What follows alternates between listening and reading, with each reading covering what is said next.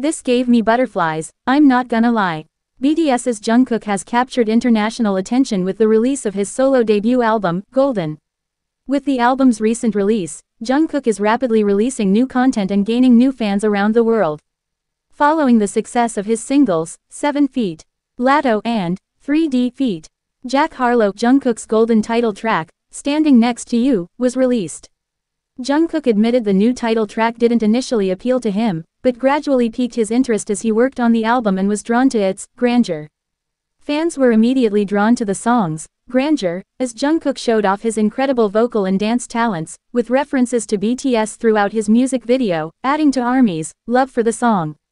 Recently, Jungkook gave fans more when he released the official dance practice video for Standing Next to You, and further impressed eagle-eyed fans with one small detail.